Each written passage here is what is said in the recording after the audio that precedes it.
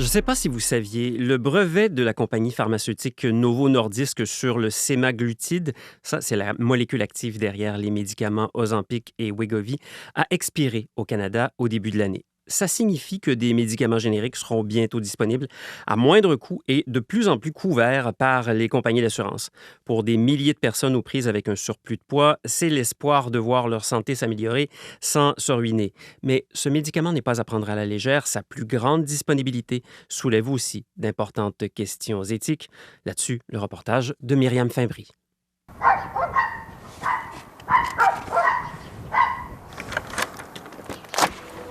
Venez, rentrez. Elles sont adorables mais sonores. Les deux petites chiennes Chipou de Linda Lalande nous accueillent au seuil de sa résidence à Varennes. Ça, là, c'est le rigueur de mes petites pitounes, des endives. Elle a perdu du poids parce qu'elle, à un moment donné, elle a eu un problème d'alimentation. C'est drôle, hein? Comment maître et chien peuvent avoir des problèmes similaires.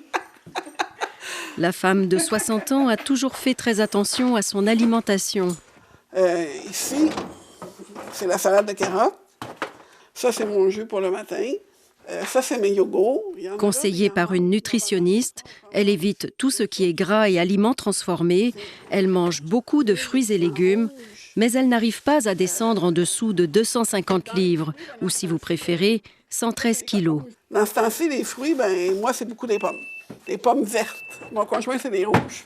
Elle a commencé à prendre du poids à l'âge de 30 ans, alors qu'elle était la reine des pistes de danse. Je faisais des compétitions de swing. C'est comme le rock'n'roll, mais plus vite encore, là. Puis mon costume que j'avais à l'époque était orange fluo, avec une toute petite jupette. Mais à un moment donné dans ma vie, il y a du poids qui a commencé à s'accumuler sans qu'on sache pourquoi. J'avais la même alimentation, il n'y a rien qui a changé, mais le poids a commencé à s'accumuler. Et je jouais aussi du badminton. Puis malgré tout ça, je ne perdais pas de poids. J'ai été 1 an et demi aller dans un gym avec un entraîneur 3 fois par semaine. Un entraîneur privé, là, je payais pour ça, là. J'ai perdu 1 livre au bout d'1 an et demi. Bien là, j'ai beau tout essayer, c'est plus entre mes mains, là. Puis c'est là qu'on a besoin d'aide. Viens ici, ma belle. Allez, t'es capable. Allez, passe par ici. Linda Lalande souffre de divers problèmes de santé. En particulier, ses reins fonctionnent à peine au quart de leur capacité. L'été dernier, elle a commencé à prendre de l'Ozempic sur ordonnance et très rapidement, elle a perdu 40 livres. Et là, on a vu que mes reins prenaient du mieux. Fait que moi, comme j'avais commencé l'Ozempic, on pense que ça peut être à cause de ça, puis parce que je perds du poids en prenant l'Ozempic. Alors, j'ai encore à peu près, je dirais, 50 livres à perdre. Il faut vraiment que je reperde du poids, puis que je continue l'Ozempic, j'ai pas le choix. C'est question de vie ou de mort, c'est pas compliqué en bout de ligne. Mais l'Ozempic est assez frais, car ni la Régie d'assurance maladie du Québec, ni son assureur privé ne veulent le lui rembourser. Fait que là, je suis prise à payer 250 par mois, mais dans mon cas à moi, il faudrait que je double la dose, à peu près 500 $. Je peux pas payer ça. Je suis pas millionnaire, là. Actuellement, au Canada, le médicament est remboursé dans certains cas de diabète de type 2 mal contrôlé. Pour les cas d'obésité, c'est un enjeu financier énorme pour le système public. Mais Linda Lalande pense éviter des coûts élevés au gouvernement. Parce que moi, si l'Ozempic fonctionne puis que mes reins reprennent du mieux, j'évite la dialyse. C'est beaucoup de coûts, ça. Puis éventuellement, quand on va en dialyse, on parle de transplantation. Puis moi, si j'ai le poids que j'ai là, présentement, on ne peut pas me transplanter parce que j'ai trop de poids. Hey, c'est insultant, ça, là. Je fais de la consultation aujourd'hui. Moi, j'en fais cet après-midi, de la consultation, mais pas... Le médecin endocrinologue Rémi Rabassa-Loret partage son temps entre la recherche et les patients et parfois les journalistes à l'Institut de recherche clinique de Montréal, affilié au CHUM. Ce sont des médicaments qui transforment la vie de certains patients. C'est avant tout une amélioration du taux de sucre. C'est une réduction du risque de maladie cardiaque, de maladie rénale et tout un tas d'autres bénéfices. Mais On a vu une perte de poids et on ne veut surtout pas faire de grossophobie, mais en même temps, le surpoids augmente le risque de plus de 50 maladies. Pour prendre un exemple de situation à laquelle, comme médecin, je bute régulièrement, je m'occupe de la présélection de gens pour aller à une greffe d'organes, par exemple de pancréas ou de poumon dans ma pratique médicale. Et il y a des critères de poids. Mettons-nous à la place de quelqu'un qui a 6-7 kilos en plus et qui n'arrive pas à maigrir à cause de sa maladie chronique. Mettre ce traitement d'une façon même ponctuelle pour amener cette personne-là à la chirurgie ferait toute une différence. Comme spécialiste du diabète et des maladies métaboliques, il voit donc d'un bon œil l'arrivée prochaine de versions moins chères de ces médicaments à base de sémaglutide.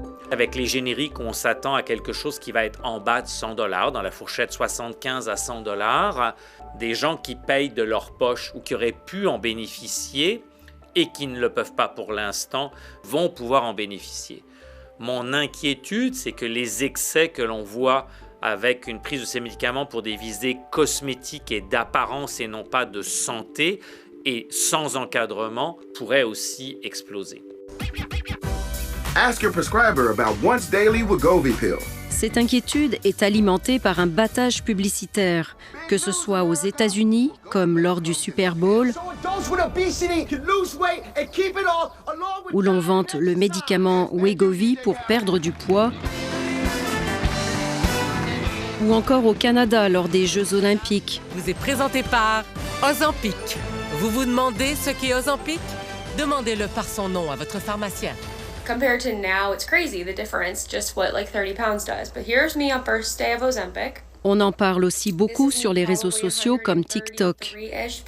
Le médicament est présenté comme un remède facile avec des photos avant et après.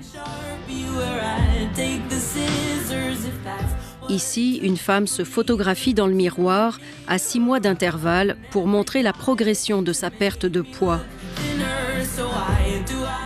Mais certaines vidéos sont plus critiques. Honnêtement, je suis quand même scandalisée, puis j'ai le goût de prendre ma plateforme pour en parler par rapport à Ozempic. Je vois ça partout, sur les panneaux publicitaires, ici, je le vois sur Facebook, je le vois sur Instagram. Ça a l'air vraiment la solution à tout. Ça reste que là, je trouve que c'est vraiment partagé comme un lifestyle, que je trouve ça vraiment, vraiment wrong. On s'entend-tu que c'est les jeunes qui voient le plus ça sur les réseaux sociaux? Si tu fais du yo-yo depuis des années, tu perds, tu reprends, puis à travers tout ça, tu perds full masse musculaire. Ozempic, c'est bien beau, mais informe-toi des risques, mon gars. Pour faire une perte de poids comme il faut un bon encadrement, un bon suivi, les bonnes techniques, pas une piqûre.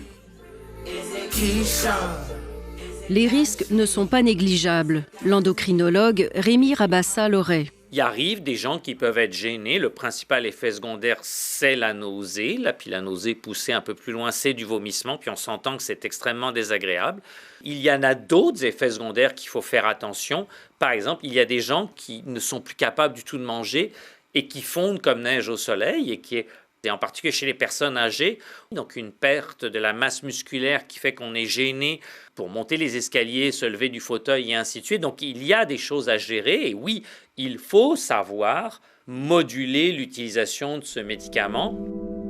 Selon des études, entre 5 et 15% des personnes abandonnent le traitement à cause des effets secondaires. Un nombre sous-estimé, d'après André Carpentier, médecin endocrinologue, professeur et chercheur à l'Université de Sherbrooke. Je ne dirais pas jusqu'à 30% d'abandon, mais il y a 30% qui ont des effets secondaires assez importants pour retarder l'augmentation ou même diminuer la dose. Il y a des gens qui veulent prendre Ozempic, mais qui veulent continuer à manger exactement pareil. Il faut leur expliquer que ça ne peut pas être le cas, parce que si on continue de manger exactement pareil, on va être très malade. Puis évidemment, les gens vont arrêter le médicament et vont dire « c'est un poison ». Dès l'arrêt du médicament, ils vont reprendre le poids perdu. Les gens s'imaginent parfois qu'on peut prendre ce médicament-là pendant 3 mois, puis ça va bien après ça. Mais la réalité, c'est qu'il y a une reprise de poids rapide, puis c'est des traitements qu'on doit instaurer de façon chronique, puis souvent pour la vie, là, ou à très long terme. Donc, c'est pas à prendre à la légère. Les chercheurs s'interrogent sur le risque exacerbé de pancréatite ou de certaines maladies des yeux, un risque déjà plus présent chez les diabétiques. Certains patients souffrent aussi d'une paralysie de l'estomac ou gastroparésie.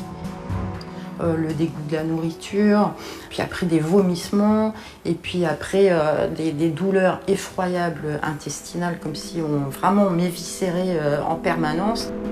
Isabelle Charrier s'exprime ici dans le cadre de l'émission Envoyé spécial de la chaîne France 24. Alors ça, c'est mon stock de boissons hyperprotéinées, j'en ai pour une semaine, et malheureusement c'est la seule chose que je peux manger depuis des mois, puisque j'ai déclenché une paralysie de l'estomac, et c'est la seule chose qui me permet tout simplement de ne pas être trop dénutrie.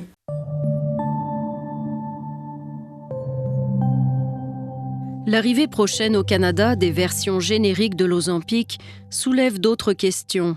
Est-ce que la pression sociale, l'injonction à maigrir va s'accentuer? Est-ce que le jugement sera plus dur sur ceux et celles qui n'atteignent pas les standards de beauté? Très bien. Et sinon, quand je repars, si jamais toi t'es parti... Aude Bandini est professeure de philosophie à l'Université de Montréal, spécialisée en philosophie de la médecine. L'incitatif t'as qu'à faire un régime va être remplacé par t'as qu'à prendre de l'Ozempic. Elle craint le retour en force d'un diktat de la minceur et qu'on assiste à un reflux des efforts pour normaliser la diversité corporelle. Il faut avoir bien conscience, quand on se retrouve confronté à une norme et qu'on fait des efforts pour satisfaire cette norme, sur quoi est-ce qu'elle est fondée? Et est-ce que s'y conformer nous apporte fondamentalement plus de bénéfices ou au contraire nous oblige à quelque chose comme une vie sous surveillance? Finalement, pourquoi? Pour faire plaisir à qui? Des intérêts économiques aussi sont en jeu. Le surpoids ou l'obésité, mais le surpoids de manière générale, c'est aussi un marché. Et c'est un marché pour beaucoup d'industries ou pour beaucoup d'entrepreneurs. Par conséquent, il est important pour eux de donner à leurs potentiels consommateurs l'image d'un objectif comme étant quelque chose de désirable pour des raisons objectives qui seraient la santé, alors qu'en réalité, cette santé n'est absolument pas garantie. Dans le quartier Myland à Montréal, au 2e étage d'une grande bâtisse rénovée en aire ouverte, une vingtaine d'organismes en lien avec la santé se côtoient, dont le collectif Vital, dédié aux saines habitudes de vie. Hendrik Pineda s'attaque aux préjugés sur le poids. C'est pas parce qu'on perd du poids qu'on est nécessairement en meilleure santé. Une personne mince peut avoir des mauvaises habitudes de vie puis peut être en plus mauvaise santé qu'une personne considérée en obésité, mais qui a une pratique d'activité physique, une alimentation équilibrée, une gestion du stress qui est bonne.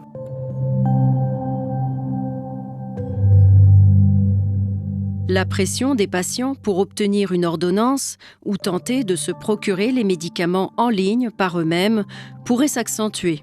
Le médecin Rémi Rabassa l'aurait. J'ai des gens qui rentrent dans le bureau et c'est quasiment « prenez votre crayon et je veux de l'Ozempic ».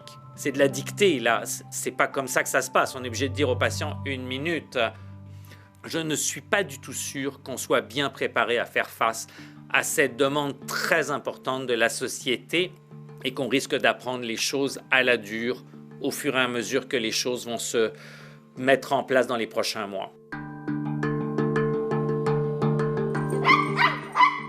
On va couper l'autre. Ah, c'est des petites filles très, très bien traitées. Puis elle m'apporte beaucoup aussi. De retour chez Linda Lalande, qui a besoin de l'Ozempic pour ses reins et attend avec impatience les versions génériques. Puis une chance qu'ils font, là, parce que ça aide beaucoup à surmonter tout ça, là. C'est une tétée de ces chiens-là, des fois, là, ça serait pas mal plus rough. Même s'il lui reste 50 livres à perdre, elle a repris récemment la danse latine. Je retrouve l'étincelle de danser, là. J'ai senti en entrant là-bas qu'il n'y avait aucun jugement. Puis je l'ai dit à la demoiselle, j'ai dit, je suis pas en forme comme j'étais, là. Tu sais, à un moment donné, j'ai failli perdre ma mobilité, là, avec toute cette histoire de prise de poids puis tout ça, là. Mais ma mémoire se souvient des pas. Tu sais, puis là, la forme commence à revenir, fait que c'est sûr que Ben, il y a un des messieurs qui me fait demander, il dit « Ça a donc l'air naturel chez vous. » Mais c'est le fun, parce qu'aussi, ce qui est le fun, c'est que, au moins ça, j'ai le contrôle dessus. Je sais que je suis bonne, j'ai toujours été bonne. Fait que ça n'a pas changé, c'est juste de reprendre la forme qui va avec la tête.